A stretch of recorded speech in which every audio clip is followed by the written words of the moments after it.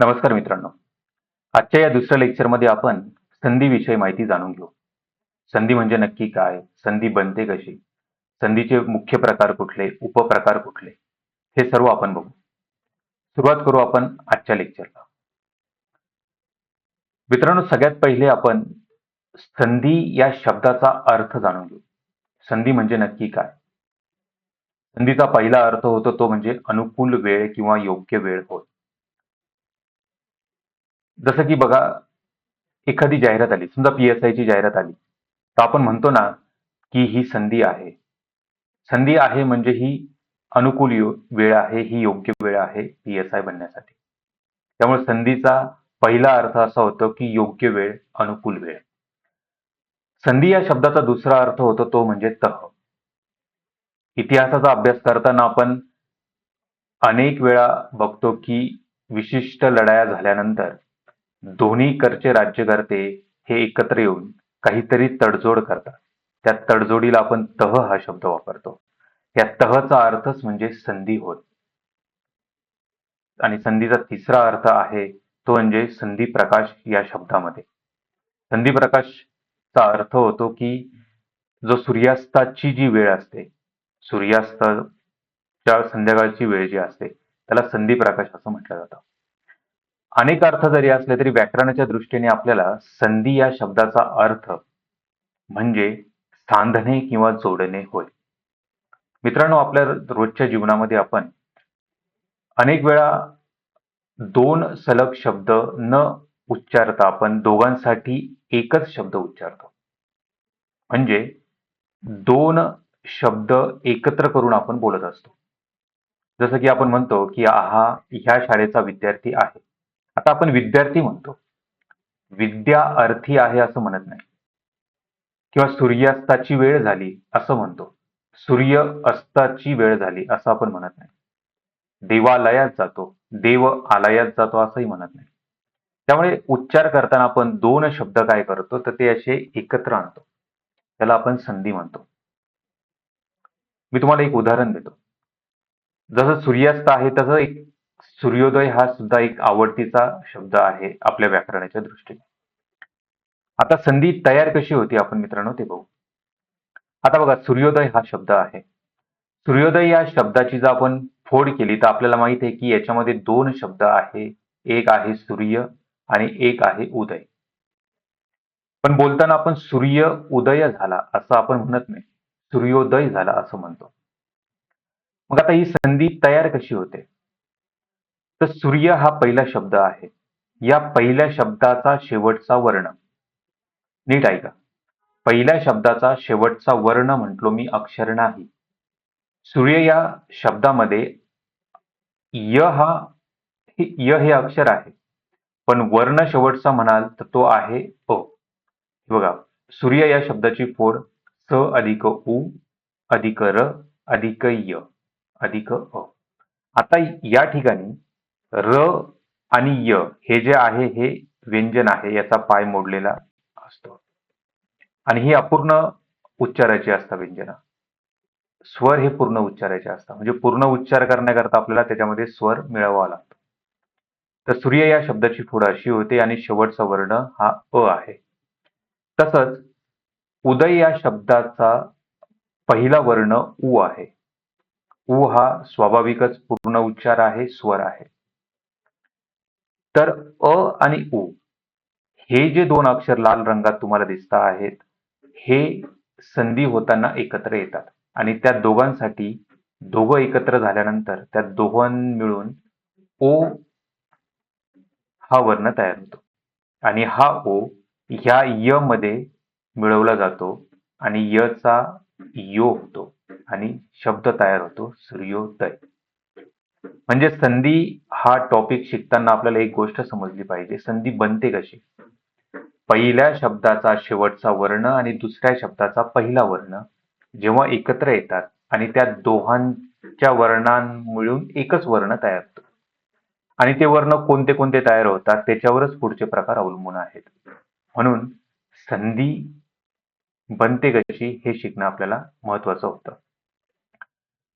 मित्रांनो, अजून एक आहे की सामासिक शब्द आणि संधी याच्यामध्ये काही फरक आहेत का, असे काही जण विचारतात. तर तो फरक आहे. सामासिक शब्दामध्ये दोन शब्द आपण एका शब्दामध्ये फक्त लिहित असतो. जसं की बघा, विटी दांडू, आई वडील, चहा पाणी. हे सामासिक शब्द आहे. चहा पाणीमध्ये चहा हा शब्द आहे आणि पाणी हा शब्द आहे. चहा पाणी फक्त आपण ह्या दोन शब्दांना एका शब्दामध्ये लिहिलेला आहे. याच्यामध्ये कुठल्याही वर्णाची एकमेकांमध्ये मिसळ झालेली आपल्याला दिसत नाही. तसंच आई वडील हे दोन्ही शब्द एकत्र लिहिले गेलेले आहेत. विटी दांडू दोन्ही वेगळे शब्द आहेत, ते फक्त एकत्र लिहिलेले आहेत. म्हणजे दोन शब्द फक्त जवळ एका शब्दात लिहिले जातात तेव्हा तो सामासिक शब्द होतो. पण जेव्हा दोन शब्द हे एकत्र येताना जर त्यांच्या वर्णामध्ये जर एकमेकांमध्ये मिसळले जात असतील तर ती संधी होत असते. हे लक्षात ठेवा. अजून एक महत्वाचं सांगतो आत्ताच ह्या स्लाइडमध्ये, की मी बरेचदा बोलताना असं म्हणतो की ही संधी, ती संधी, संधी अशी असते, संधी तशी असते. मराठीमध्ये आपण संधी हा स्त्रीलिंगी शब्द मानला जातो, म्हणजे बोलला जातो. पण व्याकरणाच्या दृष्टीने संधी हा पुल्लिंग शब्द आहे, हे लक्षात ठेवा. मित्रांनो, संधी हा जो प्रकार आहे तो संस्कृत व्याकरणातून मराठीत आलेला आहे. हे वाक्य लक्षात ठेवा, याच्यावर प्रश्न आलेले आहेत. संधी म्हणजे काय? तर सांधणे किंवा जोडणे. संधी हा प्रकार संस्कृत व्याकरणातून मराठीत आलेला आहे. मग संधीचे प्रकार कुठले आहेत? संधीचे मुख्य प्रकार आहे स्वर संधी, व्यंजन संधी, विसर्ग संधी आणि एक अजून मराठीतील विशेष संधी. तो पण आपण याच्यात बघू. तर या प्रत्येक संधीचे अनेक उपप्रकार सुद्धा आहेत. जसं की स्वर संधीचे दीर्घत्व संधी, गुणादेश संधी, वृद्ध्यादेश संधी, यनादेश संधी. व्यंजन संधीचे प्रथम व्यंजन संधी, तृतीय व्यंजन संधी आणि अनुनासिक संधी. विसर्ग संधीचे सुद्धा अनेक प्रकार आहेत, पण त्यांना विशिष्ट नाव दिलेलं नाही, त्यामुळे इथे लिहिलेलं नाही. अनेक नियम आहे आणि प्रत्येक नियमानुसार कुठल्या संधी विसर्ग संधी होतात ते आपण पुढे बघू. आणि मराठीतील ज्या मुख्य विशेष संधी ज्याला मानलं जातं ते आहे पूर्वरूप संधी आणि पररूप संधी. ते आपण बघू. हे मग तुम्हाला मी सांगितलं, संधी हा व्याकरणात पुल्लिंग शब्द आहे.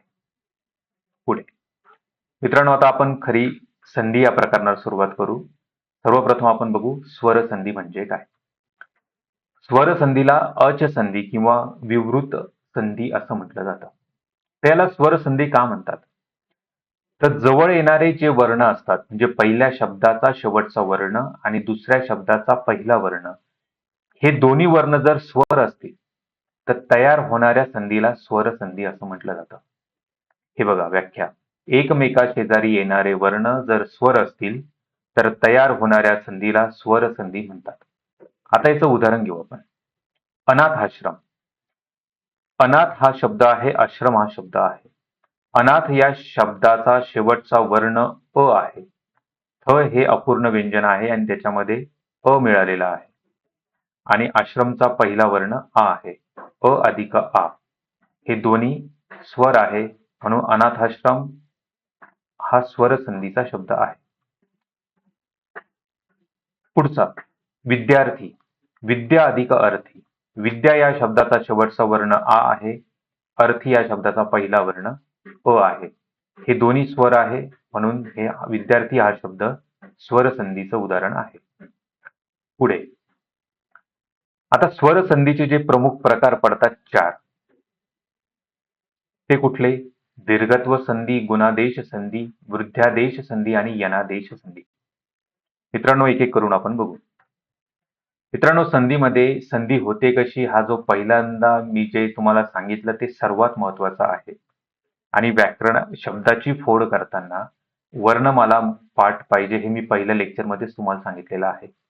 त्यामुळे वर्णमाला पाठ पाहिजे आणि शब्दांची फोड कशी होते ह्या दोन गोष्टी जर तुम्हाला समजलं तर कुठल्याही संधी आणि त्याचे उपप्रकार लक्षात ठेवायची गरज नाही. हे तुम्हाला लगेच बघितल्या बघितल्या जाणवल की ही कुठली संधी आहे किंवा कुठल्या संधीचा उपप्रकार आहे. त्यामुळे वर्णमाला पाठ पाहिजे. तर स्वर संधीचे हे चार प्रकार आहेत, आपण एक एक करून बघू. पहिला आहे दीर्घत्व संधी. दीर्घत्व संधीला सजातीय स्वर संधी असं म्हटलं जातं. तर याला सजातीय स्वर संधी का म्हणतात? तर मग मी सांगितलं की दोन स्वर जे जवळ एकमेकांमध्ये मिसळले जातात, ते दोन्ही स्वर जर एकाच कुटुंबातले असले, म्हणजे सजातीय असले, जसं अ आ, इ ई, उ ऊ, ए ऐ, असे जे ओ, हे जे वर्ण आहेत, हे ज्यावेळेस जवळ येतात आणि त्यांची संधी होते, त्यावेळेस तयार होणाऱ्या संधीला आपण सजातीय स्वर संधी असं म्हणतो. मग याला दीर्घत्व संधी का म्हणतात ते पण आपण बघू. आता विद्यार्थी हा शब्द आहे. याच्यामध्ये विद्या याचा शेवटचा वर्ण आहे आ आणि अर्थीचा पहिला वर्ण आहे अ. म्हणजे आ अधिक अ. हे दोन्ही सजातीय आहे, एकाच कुटुंबातले आहे, म्हणून त्याला सजातीय स्वर संधी आपण म्हणतो. पण मग दीर्घत्व का म्हणतात? तर अ हा ऱ्हस्व आहे, आ हा दीर्घ आहे. ऱ्हस्व आणि दीर्घ ज्यावेळेस एकत्र येतात त्यावेळेस साहजिकच आहे त्याचा उच्चार हा दीर्घच होणार. त्यामुळे अ, आ हे एकत्र आल्यानंतर त्याचा रूपांतर हे आ मध्येच होतं. म्हणून याला दीर्घत्व संधी असं म्हणतात. पुढचा शब्द आहे धन आदेश.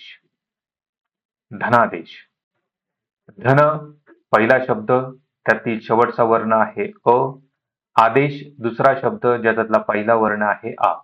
अ अधिक आ. एकाच जातीतले आहे, एकाच कुटुंबातले आहे, सजातीय आहे. अ अधिक आ. ऱ्हस्व आणि दीर्घ दोघं एकत्र आले तर दीर्घ उच्चार होणार. त्यामुळे दीर्घत्व संधी. गंगार्पण. गंगा अधिक अर्पण. महत्वाकांक्षा. महत्व अधिक आकांक्षा. विद्या अधिक आरंभ. विद्यारंभ. कवी अधिक ईश्वर. कवीश्वर. इथे पण तसंच आहे बघा. कवीची पहिली वेलांटी म्हणजे ऱ्हस्व आहे ई. ईश्वरचा पहिलं वर्ण आहे ई. दीर्घ ई. म्हणजे कवीचा ऱ्हस्व ई, ईश्वरचा दीर्घ ई. ऱ्हस्व अधिक दीर्घ दीर्घ. त्यामुळे कवीश्वरची जी वेलांटी आहे ती दीर्घ आहे. नुसता कवी म्हटलं तर पहिली वेलांटी. कवीश्वर म्हटलं तर दुसरी वेलांटी. का? दीर्घत्व संधी डोळ्यासमोर आणायची. त्यानंतर हे काही उदाहरणं आहेत. हे तुम्ही लेक्चर पॉज करून सोडून बघा, जसं मी सांगितलं तसं. महींद्र, रजनीश, गुरुपदेश, वधूत्कर्ष, भुरुचा. आता वधू उत्कर्ष हा शब्द सुद्धा तुम्ही बघा. वधूचा वधू या शब्दाचा शेवटचा वर्ण हा दीर्घ उ आहे आणि उत्कर्ष या शब्दाचा पहिला वर्ण हा ऱ्हस्व उ आहे. दोघं एकाच जातीतले आहे म्हणून सजातीय स्वर संधी. आणि ऱ्हस्व आणि दीर्घ स्वर एकत्र आल्यानंतर दीर्घ स्वर होतो म्हणून दीर्घत्व संधी. हे सगळे अक्षर तुम्ही लेक्चर पॉज करून बघा. पुढचं. आता गुणादेश संधी आपण बघू. गुणादेश संधीला विजातीय संधी म्हणतात. का? दीर्घत्वाला सजातीय म्हटलं. का? एकत्र येणारे एकाच कुटुंबातले होते. आता एकत्र येणारे जे स्वर आहेत ते विजातीय असणार आहेत, म्हणून याला गुणादेशला विजातीय संधी असं म्हटलं जातं. तर कसं आपण बघू. पहिल्या शब्दाचा शेवटचं वर्ण अ किंवा आ असेल आणि दुसऱ्या शब्दाचा पहिला वर्ण हा ई किंवा दीर्घ ई असेल. म्हणजे अ आ आणि त्यांच्या पुढे ई ई यांची जर मिसळ झाली, हे जर एकमेकांमध्ये मिसळले गेले तर तयार होणारं वर्ण हे ए असेल. अ आ यांच्या पुढे उ ऊ हे वर्ण आले तर दोघांसाठी ओ हा वर्ण तयार होतो. जसं मी बघितलं सूर्योदय. सूर्याचा अ आणि उदयचा उ. अ आणि उ एकत्र येऊन ओ झाला आणि तो य मध्ये मिसळला आणि यो झाला. कळालं? अ आ मध्ये जर ई मिळालं तर ए होतो. अ आ मध्ये जर उ ऊ मिळालं तर ओ होतं. आणि अ आ मध्ये जर रू मिळालं तर अर हा रफार जो असतो तो तयार होतो.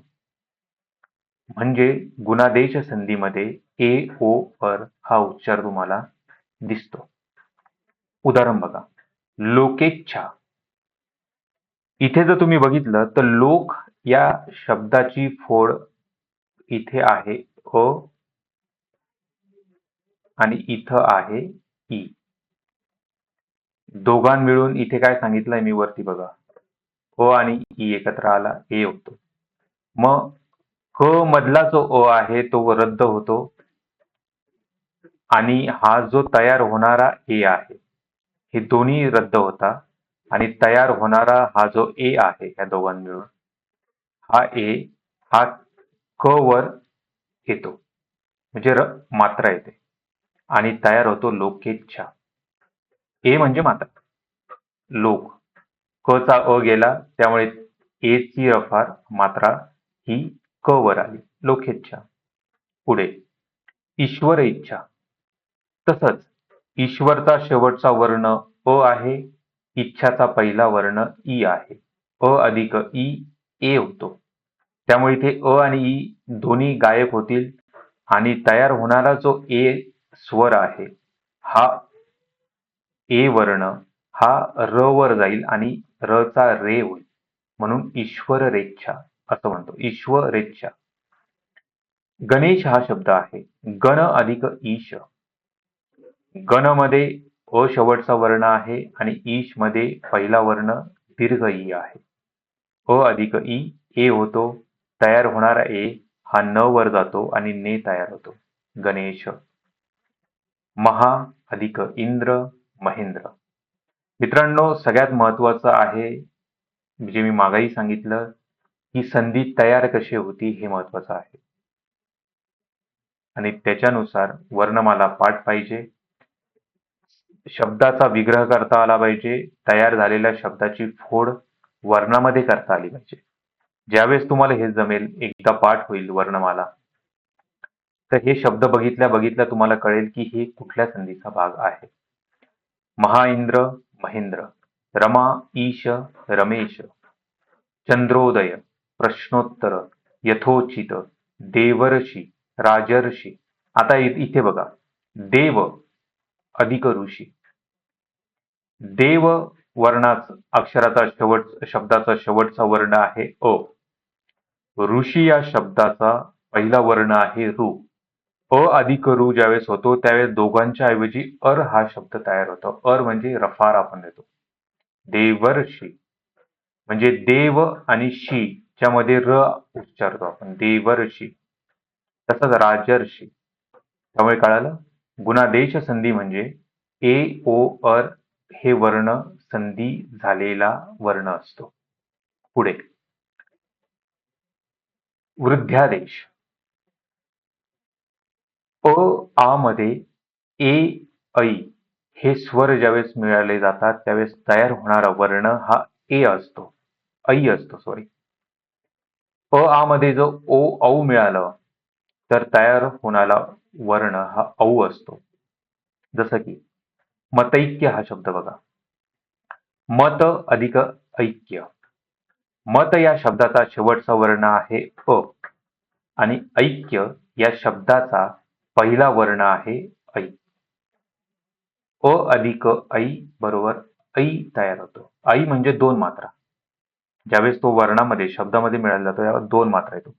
हा जो नुसता ए आहे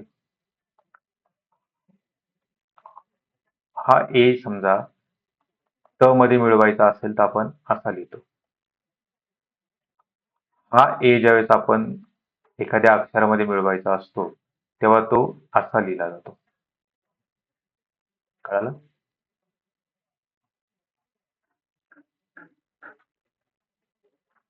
त्यामुळे मत अधिक ऐक्य बरोबर मतैक्य. क्षण अधिक एक क्षणेक. आता इथे बघा, क्षण शेवटचा वर्ण अ, एकचा पहिला वर्ण ए. अ अधिक ए ज्यावेळेस होतो त्यावेळेस तो ए तयार होतो. क्षण अधिक एक क्षणैक. सदैव सदा अधिक एव. तसंच पुढे प्रजैक्य प्रजा अधिक ऐक्य. जलौघ जल अधिक ओघ. वनौषधी वन अधिक औषधी. मित्रांनो पुन्हा सांगतो, लेक्चर पॉज करा आणि विचार करा की दोन शब्द पहिल्या शब्दाचा शेवटचा वर्ण कुठला आहे, दुसऱ्या शब्दाचा पहिला वर्ण कुठला आहे आणि हे दोघं एकत्र आल्यानंतर कुठला नवीन वर्ण तयार होतो आणि त्यानुसार कसा शब्द तयार होतो ते बघा. पुढे बघू. आता यनादेश संधी आपण बघू. स्वरसंधीचा पुढचा भाग यनादेश. ई, उ आणि रू यांच्या पुढे विजातीय स्वर जर आला, म्हणजे ई पुढे ई नाही, विजातीय पाहिजे. म्हणजे ई पुढे ई सोडून दुसरा कुठलाही स्वर, ऊच्या पुढे ऊ सोडून कुठलाही स्वर. कळलं? ई, उ, रू यांच्या पुढे विजातीय स्वर आल्यास त्या ई करता य तयार होतो. पहिल्या ई करता. पहिल्या ऊ करता व तयार होतो आणि पहिल्या रू करता र तयार होतो. संधी होतानाचा वर्ण सांगतो मी, लाल रंगात जे आहे ते. म्हणजे पहिल्या शब्दाचा शेवटचा वर्ण जर ई असेल आणि पुढे दुसरा विजातीय स्वर असेल तर त्या ईच्या ऐवजी य तयार होतो. ऊच्या जागी व तयार होतो आणि रूच्या जागी र तयार होतो. कसं ते आपण बघू. अध्ययन हा शब्द बघा.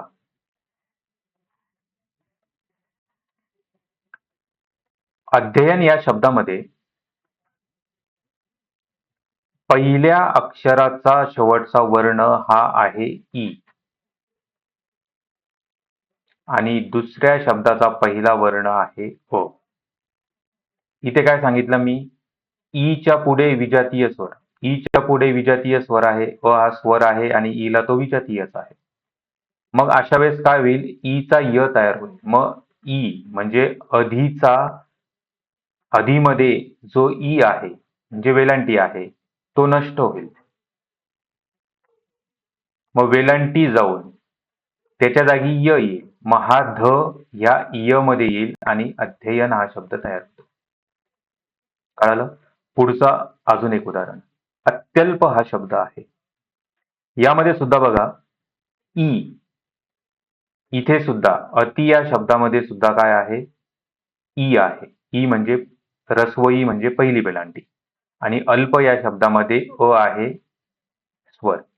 ई साठी अ हा विजातीय स्वर आहे.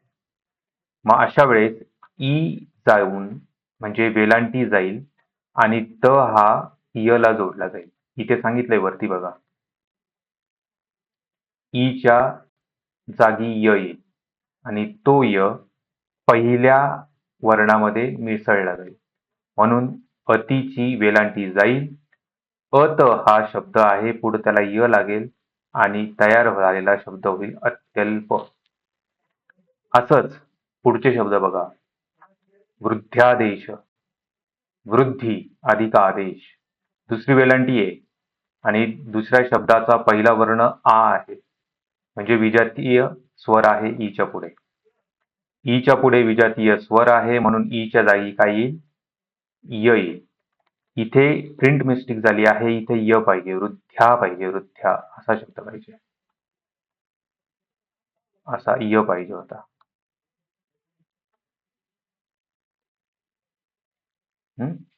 इथे य टाईप करायचा राहून गेला. व्यासंग हा शब्द बघा. वी अधिक आसंग. पहिला शब्द कुठला आहे तर वी. वी मध्ये काय आहे, ई. पहिली वेलांटी म्हणजे ऱ्हस्व ई आणि इथे आहे आसंगचा आ. ईला आ काय आहे, विजातीय स्वर आहे म्हणून ई जाऊन इथे य येईल. मग य काय करेल, व हा य ला लागेल आणि य हा पुढे आ ला लागेल. असा व्यासंग शब्द तयार होईल. मित्रांनो, पॉज करा आणि ते विचार करा, मी जे सांगतो ते बरोबर आहे की नाही आणि पुढच्या उदाहरणाचा तसाच अभ्यास करा. अभ्युदय. अभि अधिक उदय. गौर्यानंद. गौरी आनंद. भान्वीश्वर. भानु अधिक ईश्वर. पित्राज्ञा. पितृ अधिक आज्ञा. मात्रानंद. मातृ अधिक आनंद. इथे बघा, भानु हा शब्द बघा. आता भानु हा शब्द आहे, याच्यामध्ये शेवटचा वर्ण काय आहे, उ आहे. ईश्वर, इथे ई आहे, बरोबर. म्हणजे ऊच्या पुढे विजातीय स्वर आला म्हणून ऊचा काय होईल, व होईल. इथे बघा 2 नंबरचा नियम, व होईल. मग भानूचा उकार जाईल, भान व होईल आणि भान व ला वेलांटी लागेल दुसरी, भानवी होईल.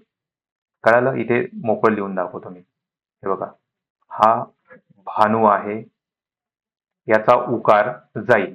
का जाईल? तर पुढे विजातीय स्वर आला म्हणून. मग उकार जाऊन, मग कसा उकार जाईल? त्याच्याऐवजी काय येईल? तर व येईल. मग हा व जो आहे हा असा तयार होईल. परत दाखवतो, एक मिनिट.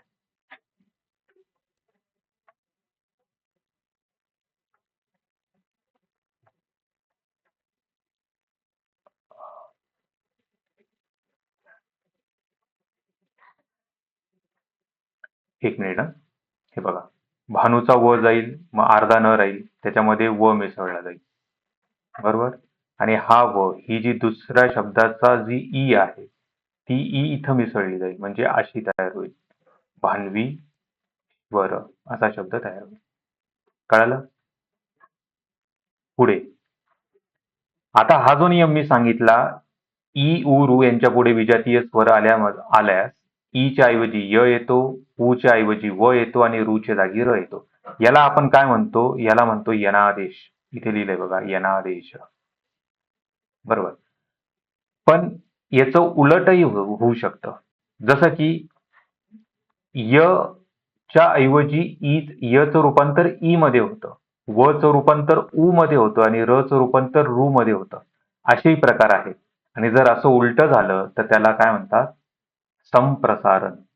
म्हणजे ईचा य, ऊचा व, रूचा र झाला तर त्याला यनादेश म्हणतात. आणि यचा ई, वचा ऊ आणि रचा रू झाला तर त्याला संप्रसारण असं म्हणतात. हे उदाहरण शांतपणे बघा. पुढे आहे अय वायावय संधी. आता हा शब्द जरा तुम्हाला अवघड वाटतो आहे, पण या शब्दाकडे न जाता याची जी उदाहरणं आहे, याचे जे नियम आहेत त्याच्यानुसार तुम्हाला याचा अर्थ कळेल. बघा मित्रांनो, ए, ऐ, ओ, औ यांच्या पुढे जर स्वर आला, म्हणजे हे जे तुम्हाला दिसत आहे हे काय आहेत? पहिल्या शब्दाचा शेवटचा वर्ण जर ह्या 4 पैकी एक असेल आणि यांच्या पुढे दुसऱ्या शब्दाचा पहिला वर्ण जर स्वर असेल, म्हणजे ए, ऐ, ओ, औ यांच्या पुढे जो स्वर आला तर ए चा रूपांतर अय मध्ये होतं, ऐचं आय मध्ये होतं, ओ चं रूपांतर अव मध्ये होतं, औ चं रूपांतर आव मध्ये होतं. कळालं? आता उदाहरणानुसार तुम्हाला कळेल. नयन हा शब्द आहे. आता हा कसा तयार झाला हे खूप महत्वाचं आहे बघा. इथे ने आहे, ने आहे म्हणजे याची फोड करताना कशी होईल? न पाय मोडलेला अधिक ए, बरोबर. असा शब्द तयार झाला ने, बरोबर. आणि पुढे अन हा शब्द आहे. आता नियम काय सांगतो बघा. ए च्या पुढे जर स्वर आला तर आता एक एक करून बघू बरं का. हे 4 जे दिलेले आहेत तुम्हाला वरती ए, ऐ, ओ, औ आपण एक एक करून बघू. ए च्या पुढे स्वर आला. आला का ए च्या पुढे स्वर? पहिल्या शब्दाचा शेवटचा वर्ण ए आहे. पुढे अ हा स्वर आहे. ए च्या पुढे स्वर आला. मग काय होईल? ए चा रूपांतर अय मध्ये होईल. अय मध्ये. बरोबर? म्हणजे हा जो न आहे हा व्यंजन आहे सध्या बरं का. याच्यामध्ये अय होईल.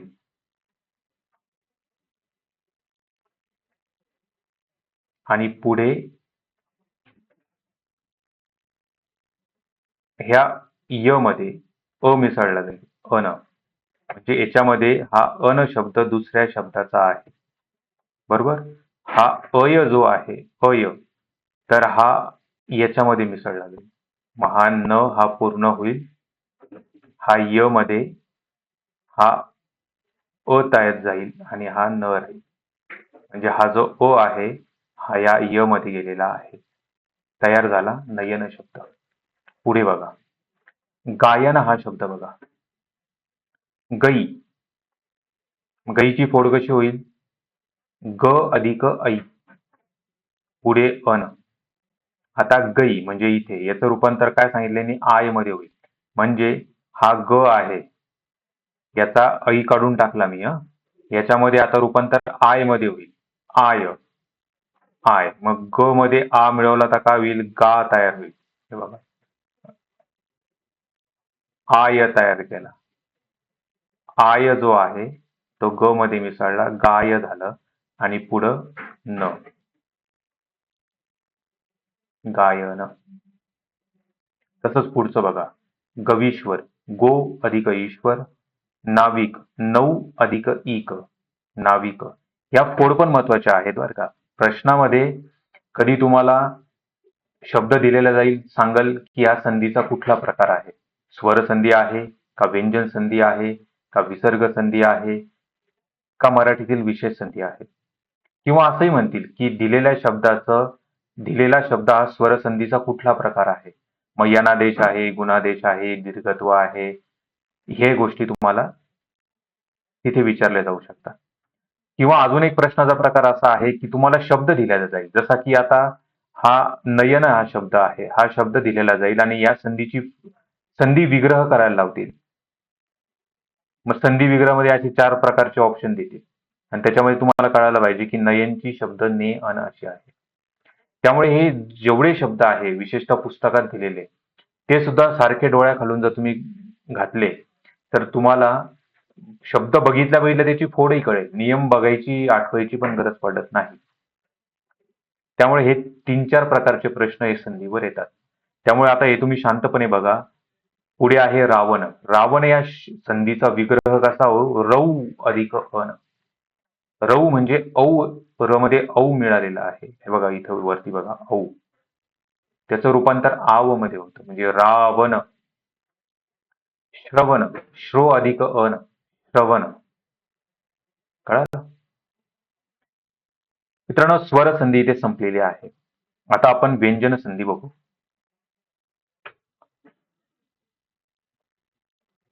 व्यंजन संधीला हल संधी असं म्हटलं जातं. आता याला व्यंजन संधी का म्हणतात? तर पहिल्या शब्दाचा शेवटचा वर्ण हा व्यंजन असतो आणि पुढे स्वर किंवा व्यंजन काहीही असो. पहिल्या शब्दाचा शेवटचा वर्ण हा व्यंजन असतो, ती व्यंजन संधी होत.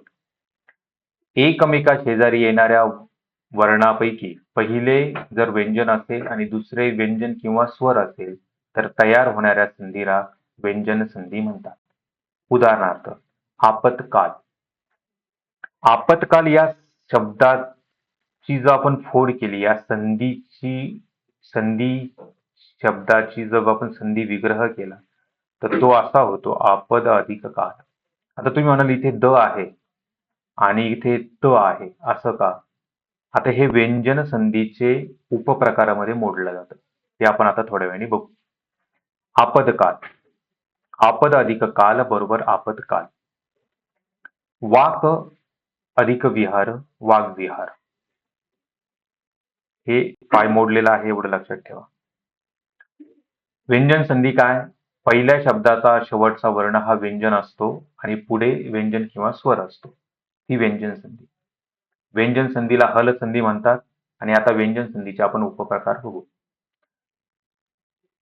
प्रथम व्यंजन, तृतीय व्यंजन आणि अनुनासिक संधी हे 3 प्रकार व्यंजन संधीचे पडतात. त्यातील पहिला प्रकार म्हणजे प्रथम व्यंजन संधी.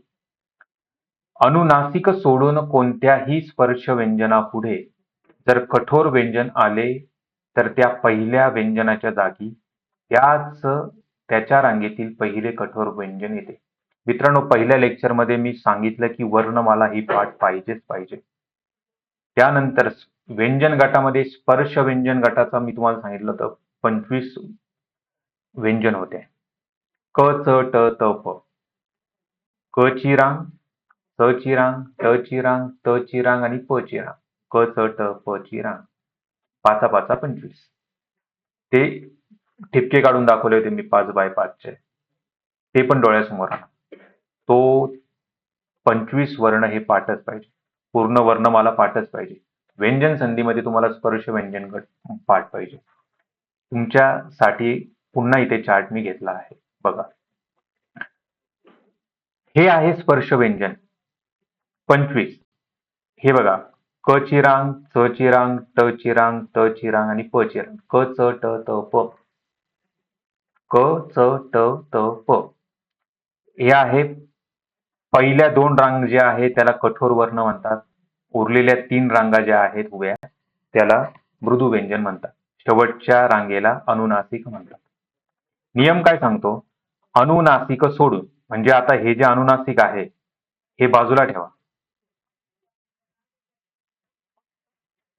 अनुनासिक सोडून स्पर्श व्यंजन म्हणजे हे जे उरलेले जे 20 व्यंजन आहेत, ह्या 20 व्यंजन पहिल्या शब्दाचा शेवटचा वर्ण ह्या 20 पैकी एखादा असेल आणि त्याच्या पुढे म्हणजे दुसऱ्या शब्दाचा पहिला वर्ण जो आहे तो जर कठोर व्यंजन असेल, म्हणजे हा पहिला शब्द आहे आणि हा दुसरा शब्द आहे, तर हा पहिला शब्दचा शेवटचा वर्ण हा ह्या 20 पैकी कुठलाही असू द्या, स्पर्शमधला 20 पैकी कुठलाही असू द्या, पण हा दुसऱ्या शब्दाचा पहिला वर्ण जो आहे हा ह्या कठोर मधला पाहिजे. जर कठोर मधला असेल तर तयार होणारा जो नवीन वर्ण असतो, हा जो अधिकचा जो चिन्ह आहे, इथे जो नवीन वर्ण येईल तो त्याच्या रांगेतील पहिले कठोर व्यंजन येते. कसं? आता तुम्हाला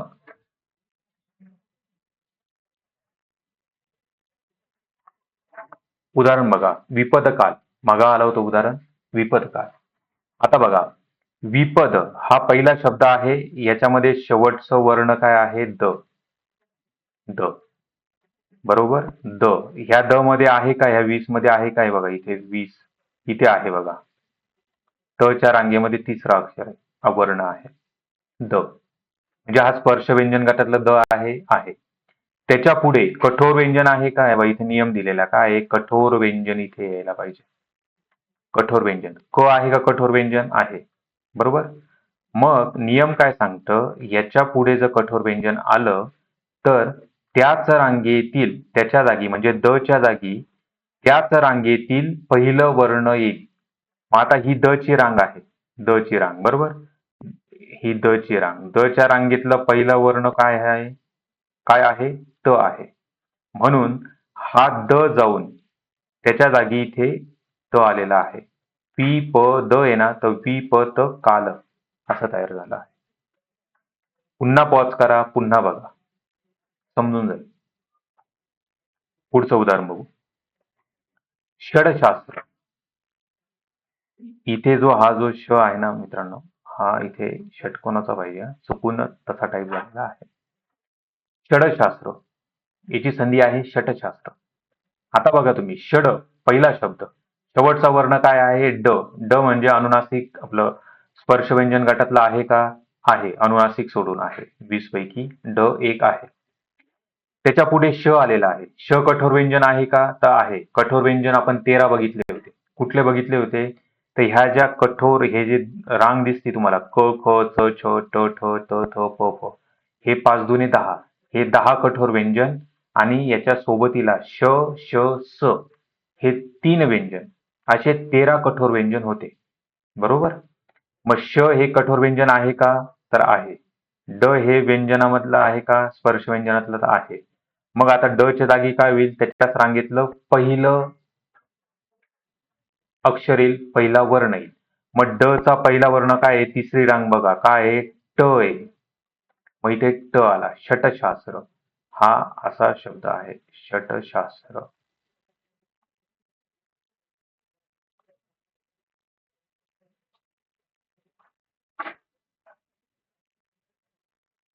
पुढचा क्षुत पिपासा. क्षुध पिपासा.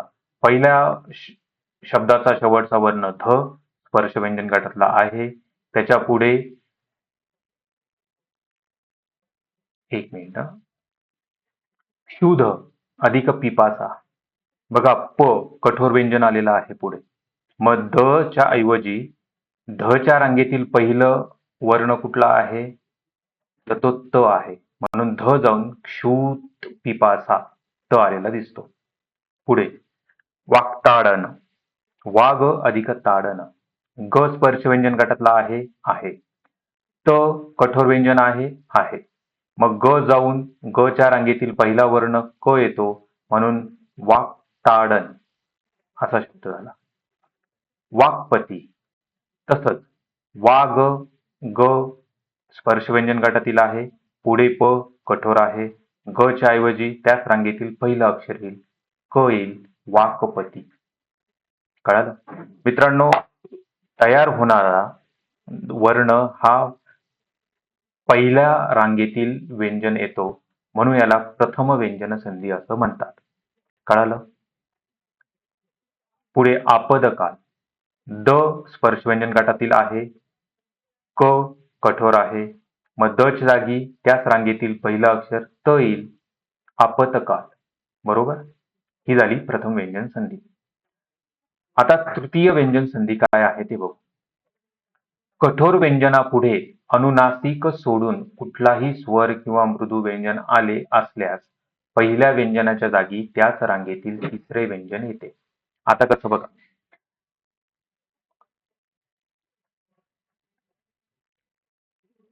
हा पहिला शब्द आहे. त्यातला शेवटचा वर्ण जो कठोर वर्ण असेल, हा कठोर वर्ण जो असेल आणि इथे कुठला फक्त अनुनासिक नसावं. इथे कुठलाही स्वर, कुठलंही व्यंजन इथे आलं तरी चालेल, फक्त अनुनासिक नसावं. इथे शेवटचा वर्ण कठोर असावा. तयार होणारा वर्ण त्याच रांगेतील तिसरं अक्षर येईल. म्हणजे इथे समजा आता क असेल तर तिसरं अक्षर ग येईल. इथे तयार होणारा काय येईल? इथे ग होईल. तिसरं अक्षर येतं म्हणून याला तृतीय व्यंजन संधी म्हणतात. कळालं? आता बघा. दिगंबर हा शब्द बघा. दीक अधिक अंबर. दीक शेवटचा वर्ण काय आहे? क. अंबर पहिला वर्ण काय आहे? अंबर. हो. तर ह्या दीक मध्ये पाय मोडलेला आहे. या दीक मध्ये पुढे स्वर किंवा व्यंजन अनुनासिक सोडून कुठलाही आलेला आहे. बरोबर? मग ह्या क च्या जागी क च्या रांगेमध्ये हे बघा क इथे तिसरं अक्षर 1, 2, 3 तिसरं अक्षर काय आहे? ग. मग ह्या क च्या जागी काय येईल? ग येईल. आणि हा ग मध्ये हा अ मिसळला जाईल. अंबर मिसळला जाईल आणि दिगंबर शब्द तयार झाला. कळालं? तिसरं अक्षर येतं म्हणून त्याला तृतीय व्यंजन संधी म्हणतात.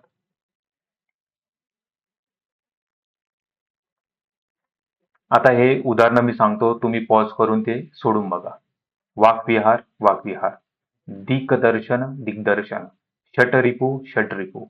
उतगम उद्गम. सत आचार सदाचार. षट आनन षडानन. अच आदि अजादी. अपज अब्ज. आता इथले दोन हे आपण घेऊ.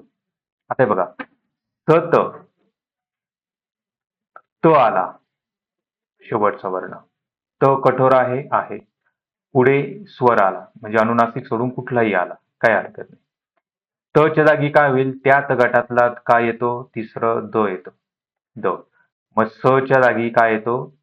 स च्या पुढे त च्या ऐवजी द येतो. द मध्ये आचार मिसळला जातो आणि सदाचार हा शब्द तयार झाला. अब्ज हा शब्द बघा आता. अप शेवटचा वर्ण काय आहे? प. प कठोर आहे. पुढचं अक्षर काय आहे? ज. कुठलंही असो, अनुनासिक नाही एवढंच आपण बघायचं. प च्या जागी काय येईल? तिसरा अक्षर ब येतो. वर्ण. मग अ च्या पुढे ब येईल आणि ब हा ज मध्ये मिसळतो आणि अब्ज तयार होतो. कळालं? पुढे आता अनुनासिक संधी. व्यंजन संधीमधला तिसरा प्रकार. कोणत्याही व्यंजनापुढे अनुनासिक व्यंजन आल्यास पहिल्या व्यंजनाच्या जागी त्याच रांगेतील अनुनासिक शब्द येतो. पुन्हा आपला चार्ट तुमच्या समोर आहे. आता काय सांगता ते बघा. हा पहिला शब्द आहे. शेवटचा वर्ण काहीही असो. बरोबर? त्याच्या पुढचा जो शब्द, त्याचा पहिला शब्द जो आहे तो आहे अनुनासिक. त्याच्या पुढे अनुनासिक आहे आणि हा स्पर्श व्यंजन गटातील आहे. तर मग याच्या जागी काय येईल? त्याच गटातील अनुनासिक. समजा आता इथे समजा क आहे. इथे क आहे आणि इथे समजा न आहे. बरोबर, इथे अनुनासिक आहे, इथे क आहे. मग क च्या जागी काय येईल? त्याच रांगेतील अनुनासिक शब्द येईल. क चा अनुनासिक काय आहे? तर हा न आहे. मग इथे क च्या जागी हा न येईल. याला म्हणतात अनुनासिक संधी.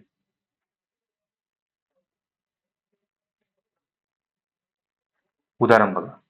जगत अधिक नाथ जगन्नाथ. हे बघा. पहिला शब्द आहे त, वर्ण शेवटचा त आहे. त काय आहे? अनुनासिक सोडून कुठलंही व्यंजन आहे. बरोबर? नाथ, पहिलं अक्षर काय आहे? न. न काय आहे? अनुनासिक आहे. इथे बघा. अनुनासिक न आहे. बरोबर? मग ह्या त च्या जागी काय होतं? तर त्याच्या रांगेतील अनुनासिक येतं. मग त ची रांग काय आहे? तोच न येतो परत. त च्या रांगेमध्ये तोच न आहे. म्हणून इथे जगन्नाथ डबल न आलेला आहे बघा. नाथ. पुढचं उदाहरण. बृहन्मुंबई. बघा. तसंच शेवटचा वर्ण त आहे. पुढे अनुनासिक आहे म. बरोबर? म. हे बघा इथे. मग या त च्या जागी त्याच्या रांगेतील अनुनासिक काय येतं? न नळाचा. आला का? बृहन्मुंबई. मूला न लागला. पुढे सतमती. त. त च्या पुढे म अनुनासिक आला म्हणून त चा न नळाचा होईल. त्याच्या रांगेतील अनुनासिक त च्या ऐवजी. सन्मती, तन्मय, उन्मुख, वाङ्निश्चय. बघा, वाक आणि पुढे निश्चय. पुढचा शब्द न आलेला आहे म्हणजे अनुनासिक आलेला आहे. मग पहिल्या शब्दाचा शेवटचा वर्ण क आहे.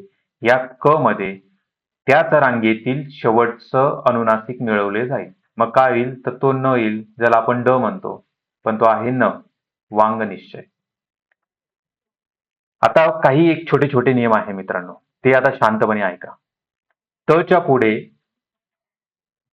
त हा वर्ण आहे आणि त्याच्या पुढे जर छ आला, च किंवा छ आला, तर ह्या त चा च तयार होतो. सच्चरित्र. सच्चरित्राची फोड कशी होईल? सत अधिक चरित्र असे हे दोन शब्द आहेत.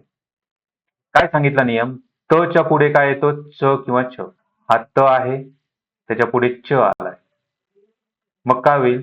ह्या त चा च तयार होतो आणि सच्चरित्र हा शब्द तयार झाला. असा उत छेद हा शब्द आहे. त गेला, तिथं च आला. पुढे दुसरा नियम. त च्या पुढे जर ज किंवा झ आला तर त चा ज तयार होतो. जसं मग सांगितलं ना, त च्या पुढे जर च आला तर त चा च होतो.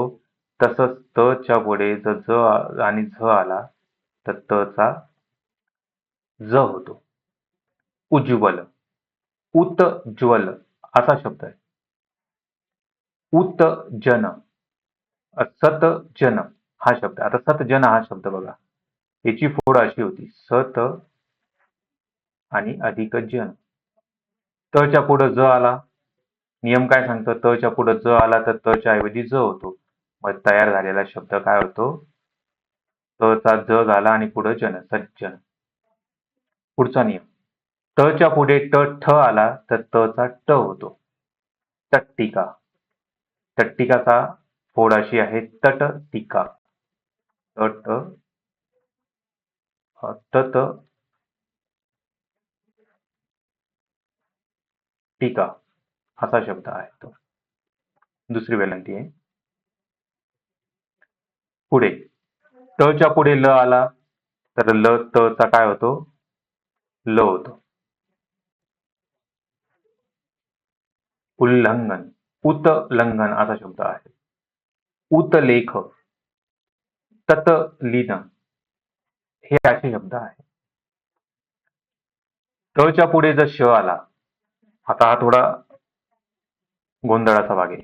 त च्या पुढे जर श आला तर त चा छ होतो आणि शचा छ होतो. सतशील असा शब्द आहे. सतशील. मग त चा काय होतो? छ. सच. आणि श चा छ होतो. सच्छील. कळालं? पुढे व्यंजन संधी झाली. आता विसर्ग संधी. विसर्ग संधीमध्ये काय आहे, तर पहिल्या शब्दाचा शेवटचा वर्ण हा विसर्ग असतो आणि पुढे व्यंजन किंवा स्वर असतो, म्हणून त्याला विसर्ग संधी म्हणतात. स्वर संधी आपण बघितली, पहिल्या शब्दाचा शेवटचा वर्ण स्वर म्हणून स्वर संधी. व्यंजन संधी बघितली आपण, पहिल्या शब्दाचा शेवटचा वर्ण व्यंजन असतो म्हणून ती व्यंजन संधी. आणि विसर्ग संधी म्हणजे पहिल्या शब्दाचा शेवटचा वर्ण हा विसर्ग असतो म्हणून ती विसर्ग संधी. एकमेका शेजारी येणाऱ्या वर्णापैकी पहिला वर्ण जर विसर्ग असेल आणि दुसरा वर्ण व्यंजन किंवा स्वर असेल तर तयार होणाऱ्या संधीला विसर्ग संधी म्हणतात. यशोधन हा शब्द बघा. यश आणि धन. कळालं? हा विसर्ग आहे, दोन उभे ठिपके म्हणजे विसर्ग, आणि याच्यामध्ये धन हा शब्द तयार झालेला आहे. म्हणजे अगोदरचा विसर्ग आणि नंतरचा स्वर किंवा व्यंजन. निरंतर, निही अंतर. आता याचे नियम बघा. विसर्गाच्या अगोदर म्हणजे विसर्ग जे चिन्ह आहे त्याच्या अगोदर जर अ हा स्वर असेल आणि पुढे मृदू व्यंजन आले असेल तर त्या विसर्गाचा ओ तयार होतो. कळालं? कसं बघा. यशोधन. आता यशोधनचं जर आपण बघितलं तर हा आहे विसर्ग तुमचा. विसर्गाच्या अगोदर अ आला आहे. मी मागा सांगितलं की श हे काय आहे, अपूर्ण उच्चार आहे, त्याच्यामध्ये अ मिळालेला आहे. म्हणजे विसर्गाच्या अगोदर काय आहे? अ आहे. पुढे काय आहे? मृदू व्यंजन. आता ध हे मृदू व्यंजनच आहे. चार्ट बघा. तयार होणारा विसर्ग जो आहे, मग या विसर्गाच्या ऐवजी काय तयार होतो? तर इथे ओ तयार होतो आणि हा ओ ह्या अ च्या जागी येतो. म्हणजे श मध्ये ओ मिळवला जातो आणि यशोधन तयार होतो. पुढे बघा. मनः रथ. विसर्गाच्या अगोदर न ला अ लागलेला आहे, अ आहे. पुढे मृदू व्यंजन आहे म्हणून विसर्गाचा ओ होतो. ओ हा न मध्ये मिसळला जाईल. मनोरथ. रजोगुण. मनोवृत्ती. तेजो निधी. कळालं? पुढे विसर्गाच्या मागे अ आ सोडून कुठलाही स्वर असेल म्हणजे हा पहिला शब्द आहे आणि हा दुसरा वर्ण असेल. हा विसर्ग एक वर्ण आहे आणि हा दुसरा वर्ण. या विसर्गाच्या मागे अ आणि आ नाही, अ आ सोडून दुसरा कुठलाही स्वर असेल आणि पुढे मृदू व्यंजन मृदू वर्ण असेल तर विसर्गाचा र होतो. म्हणजे विसर्ग जाऊन त्याच्याऐवजी र तयार होतो. कसं बघा. निरंतर.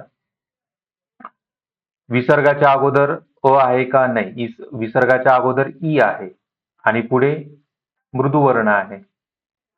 बरोबर. मग विसर्गाचा र तयार होतो. मग निरंतर विसर्गाचा र तयार होतो. दुरात्मा. विसर्गाच्या अगोदर उ आहे, अ आणि आ नाही, उ आहे.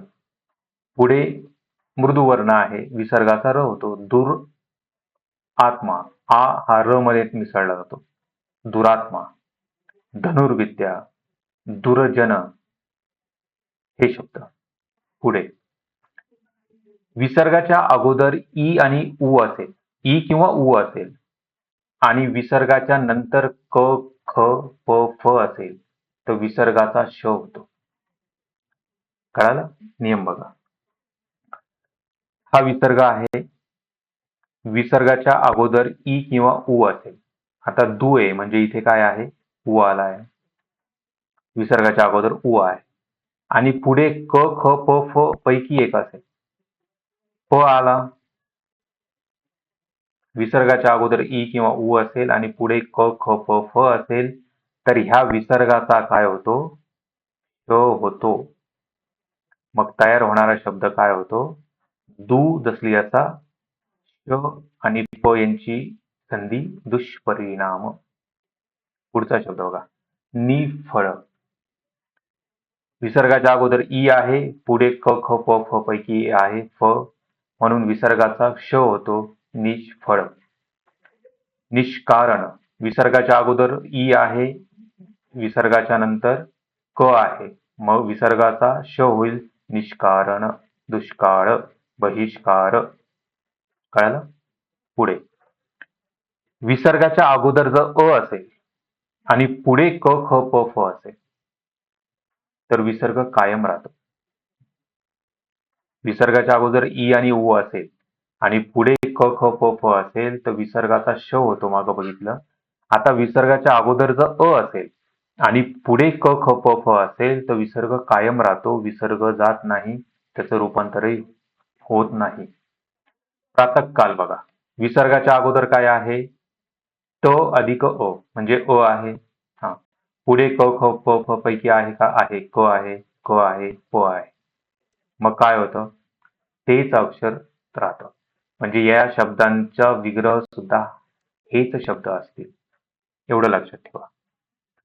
अजून एक नियम, र च्या पुढे जर कठोर व्यंजन आले तर र चा विसर्ग होतो. आता आपण विसर्गाचे कुठले वर्णात रूपांतर होतं ते बघितलं, पण आता इथे असं आहे की वर्णाचं रूपांतर विसर्गात होतं. उदाहरण बघा, अंतरकरण. अंतर हा एक शब्द आहे, करण हा शब्द आहे. शेवटचा वर्ण आहे र, त्याच्या पुढे आला आहे क. क काय आहे, कठोर व्यंजन आले. र च्या पुढे कठोर व्यंजन आल्यास र चा विसर्ग होतो. म्हणजे इथे अंत शब्द तसाच राहिला, र चा विसर्ग झाला आणि अंतःकरण शब्द तयार झाला. चतुसूत्री बघा, चतुर अधिक सूत्री. स हा कठोर वर्ण आहे, र च्या पुढे कठोर वर्ण आला म्हणून र हा गायब झाला, त्याच्या जागी विसर्ग आला, म्हणजे चतु विसर्ग चिन्ह आणि सूत्री. पुढे स. स च्या पुढे कोणतेही व्यंजन आल्यास स चा विसर्ग होतो. जसं र च्या पुढे कठोर व्यंजन आले तर र चा विसर्ग होतो. तसं स च्या पुढे कुठलेही व्यंजन आले स चा विसर्ग होतो. मनस पटल. शेवटचा वर्ण स आहे, त्याच्या पुढे प हे व्यंजन आलं, त्यामुळे स चा विसर्ग झाला, मनः पटल. तेजस कन. स च्या पुढे कठोर व्यंजन आला आहे, व्यंजनापैकी क आला आहे, म्हणून स चा विसर्ग होईल, तेज कन. र च्या मागे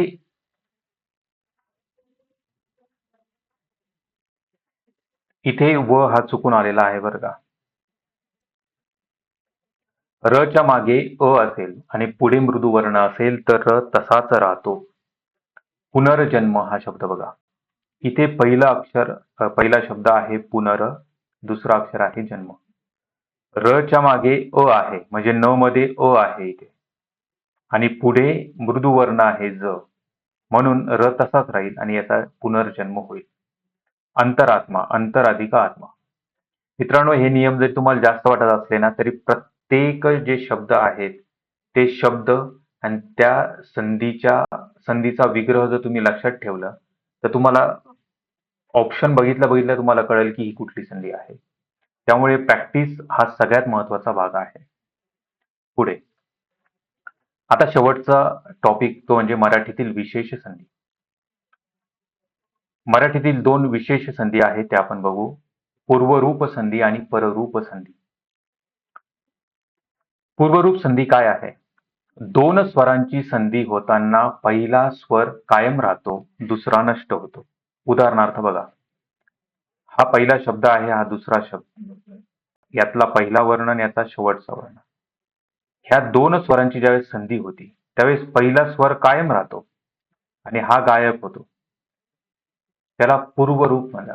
पूर्व म्हणजे अगोदरचा म्हणजे पूर्वचा वर्ण कायम राहतो, म्हणून पूर्वरूप संधी.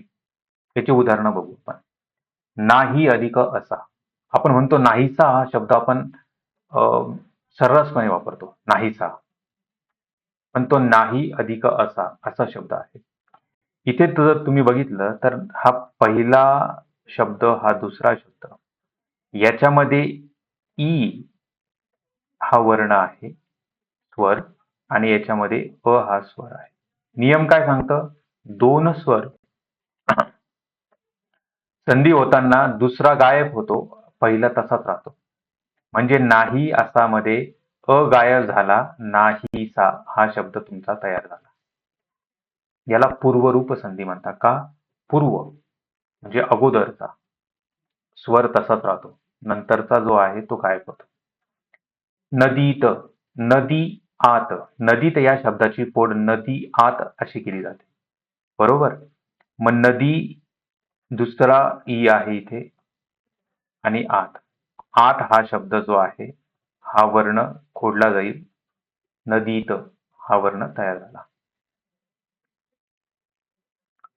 खिडकीत, चांगलेसे, चांगले असे, काय होतं? चांगले असे. बघा, हा पहिल्या शब्दाचा शेवटचा वर्ण, दुसऱ्या शब्दाचा पहिला वर्ण, दोन स्वर आहेत. हा अ गायब होतो संधी होताना, चांगलेसे. याला पूर्वरूप संधी असं म्हटलं जातं. आता पररूप संधी बघू. पररूप संधी म्हणजे काय? तर दोन स्वरांची संधी होताना दुसरा स्वर कायम राहतो आणि पहिला नष्ट होतो. म्हणजे अगोदर वरती जे शिकलो त्याच्या उलट आहे. हे दोन शब्द आहेत, याचा शेवटचा वर्ण आणि याचा पहिला वर्ण, हे दोघं स्वर आहेत. हा स्वर पहिला गायब होतो आणि दुसरा राहतो, याला म्हणतात पररूप संधी. याचे उदाहरण बघू. हातून, हातून. आता बघा, हा जो त आहे, या त मध्ये अ मिळालेला आहे, म्हणजे इथे पहिला वर्ण काय येतो? अ, आणि याचा दुसरा वर्ण काय येतो? उ. त तसाच राहील, आपल्याला फक्त स्वर बदलायचे आहेत. मग लिहिताना कसं लिहिल तुम्हा? हे बघा, हा हा हा त जशी असा त मधला उ काढला आणि हा उ तू मध्ये गेला, म्हणून हातून हा शब्द झाला. पहिला गायब होतो आणि दुसरा राहतो. घरी, घरी हा शब्द बघा, घर अधिक ई असा आहे, घर. आता ह्या र मध्ये काय आहे? अ मिक्स झालेला आहे. अ काढला, र मधला अ काढून टाकला आणि ई मिळवला, म्हणून याला असा तयार झाला, घरी. घामोळे, घाम ओळे, म मधला अ गेला आणि ओ हा म मध्ये मिसळला आणि मो झाला, घामोळे. न उमजे, न मधला अ काढला आणि उ न मध्ये मिसळला, म्हणून न ला उकारला आला, नुमजे. तर मित्रांनो, हे झाले मराठीतील दोन्ही संधी. संधी हा टॉपिक इथे पूर्ण झाला. मित्रांनो, कसं लेक्चर वाटलं हे तुम्ही मला सांगा. मला जसा वेळ मिळतो तसं मी लेक्चर रेकॉर्ड करतो आहे. टाईपही मलाच करावं लागतं, पीपीटी ही मीच बनवतोय, त्यामुळे वेळ लागतो. आणि एक लेक्चरची पूर्ण तुमची प्रॅक्टिस झाल्याशिवाय दुसरं लेक्चर येणंही काही महत्त्वाचं नाही किंवा उपयोगाचं नाही. किंवा समजा कोणी एकसाथ माझे 10 लेक्चर बघत बसला तर त्याच्या डोक्यावरून सगळं जाईल. त्यामुळे जे लेक्चर तुम्हाला ज्या दिवशी येतं, त्या दिवशी ते शांतपणे ऐका, त्याच्या नोट्स काढा, त्याचे प्रश्न सॉल्व्ह करा. कुठे अडचण आलं तर पुन्हा व्हिडिओ बघा, प्रॅक्टिस करा. नवीन व्हिडिओ येईपर्यंत मागचा व्हिडिओला रिव्हिजन देत राहा. धन्यवाद. पुढच्या लेक्चरमध्ये भेटू. आता पुढच्या लेक्चरपासून आपण शब्दांच्या जाती बघू आपण. नाम, सर्वनाम, विशेषण, क्रियापद, ह्या सगळ्या गोष्टी आपण पुढच्या लेक्चरपासून एक-एक बघू. नामचं एक लेक्चर बघू, सर्वनामचं एक लेक्चर, विशेषण, क्रियापद एक-एक लेक्चर बघू. तर भेटू आपण पुढच्या लेक्चरमध्ये.